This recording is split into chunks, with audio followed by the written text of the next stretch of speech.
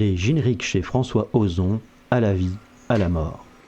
Enfant durant les 70s, puis disciple d'Éric Rohmer, le cinéaste Ozon aime les génériques de prime abord sobres. Dès ses premiers courts-métrages, tournés dans les années 90, ce vœu de simplicité fait apparaître des fêlures. Le jour de ma naissance, mon père était à l'étranger pour un voyage d'affaires. Ma mère lui envoya ma photo. Il lui répondit « Ce monstre ne peut être mon fils, il est trop laid, il doit y avoir une erreur. » Chez Ozon, c'est souvent dans le silence du générique que se prépare la rencontre avec le film, comme ici dans 5x2 en 2004, ou plus récemment Grâce à Dieu, titre et silence ici ambivalent. Dans L'Amant double en 2017, le générique d'ouverture se fait miroir autant que lisière, interstice, coupe, rupture, fente, fissure. Le trouble, la curiosité, la reconnaissance et l'envie de se lancer sont les premiers signes de la rencontre en train de se faire, selon Charles Pépin. Avec François Ozon, chaque générique émergent est une sorte de renaissance. Je me prépare, je me lance. Possibilité alors d'assister à la naissance du monde, d'un monde, deux mondes, obscurs ou étincelants. Comme ici au tout début du Refuge en 2010, générique constitué de sons urbains seuls.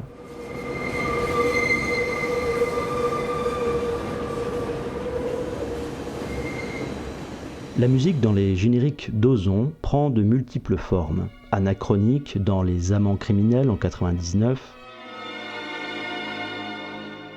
Rose Bonbon dans Angèle en 2007,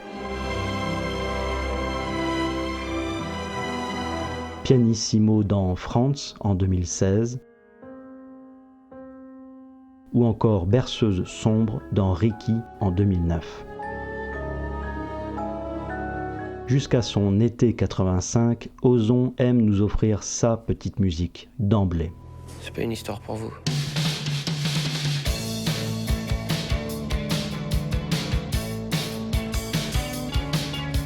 La prédominance des plages à l'orée de ses contes sont autant de marges, de robes dérobées, rives délivrées, états passagers, entre-deux symboliques, comme au tout début de Regarde la mer en 97. Mais aussi dans Le temps qui reste en 2005 et dès la première image de Jeune et jolie en 2013. Chaque générique est ici la trace et le témoignage d'un travail d'équipe, mais il signe aussi la rencontre du public avec le film. Il est mouvement vers l'autre, projection dans le monde, art du présent, soif d'élucider le mystère. Selon Pépin, l'appel de l'aventure est plus fort que nos craintes. Il nous faut embrasser l'incertitude, oser, se rendre disponible à l'imprévu, à un autre point de vue. Sous le sable en 2000 et Swimming Pool en 2003 semblent se répondre en miroir inversé, l'un le long de la Seine, l'autre le long de la Tamise.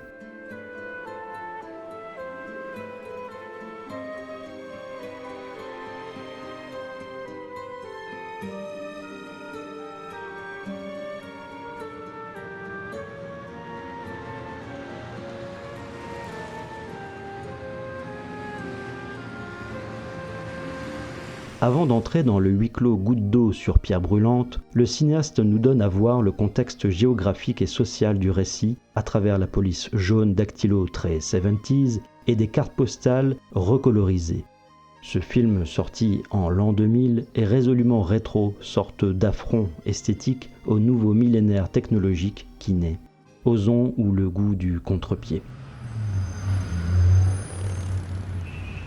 En 2001, François Ozon s'inspire du générique du film Les Femmes de 1939, associant non pas une bête à chaque actrice, comme le fit jadis George Cukor, mais des fleurs, plus ou moins vénéneuses, fleurs choisies ici avec l'aide de Catherine Deneuve elle-même. Au commencement est la relation, écrivait Martin Buber.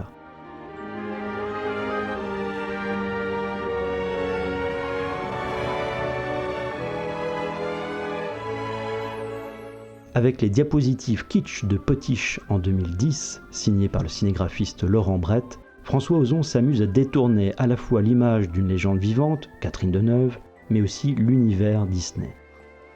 De son propre aveu, le réalisateur fait référence ici au générique du Silence des agneaux, comparant volontiers les deux personnages féminins à des combattantes, mais chacune dans son style.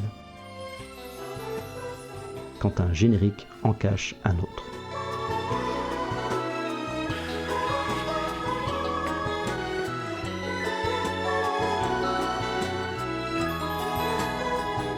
Deux ans plus tard, inspiré par la musique de son compositeur attitré Philippe Rombi, le générique de Dans la maison, à nouveau conçu par Brett et compagnie, rassemble à l'image des milliers de destins potentiels et nous rappelle que nous n'aurons jamais fini de faire le tour des autres et des récits. Aveu d'humilité de tout conteur.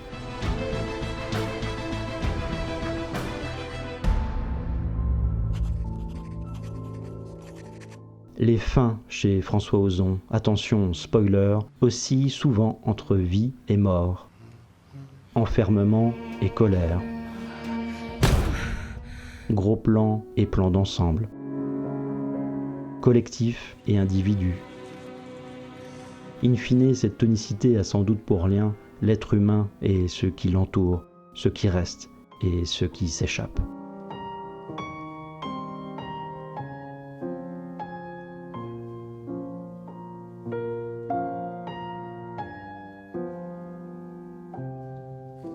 Mais s'il ne fallait retenir qu'un générique chez François Ozon. Jouant d'emblée sur l'ambiguïté homme-femme, présent-disparu, une nouvelle amie, en 2014, débute par un clin d'œil au générique de Vertigo que le cinéaste aime tant. Pour François Ozon, le cinéma doit toujours intégrer l'idée de l'autre, du public. En faisant mes films, dit-il, je me pose tout le temps la question du rythme, de l'identification, de la place des spectateurs.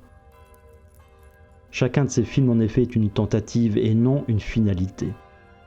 Je ne suis pas dans l'idée du chef-d'œuvre, mais celle du geste. Les cinéastes que j'aime, Fassbinder, Chabrol, tournaient tout le temps sans être paralysés par la peur de ne pas faire un chef-d'œuvre. Je me sens de plus en plus chabrolien en vieillissant. Je me sens artisan.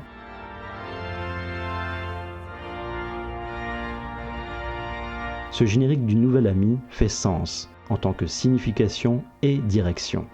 Il nous projette, nous démasque, nous place hors d'eux, au bord des larmes même, dirait René Char.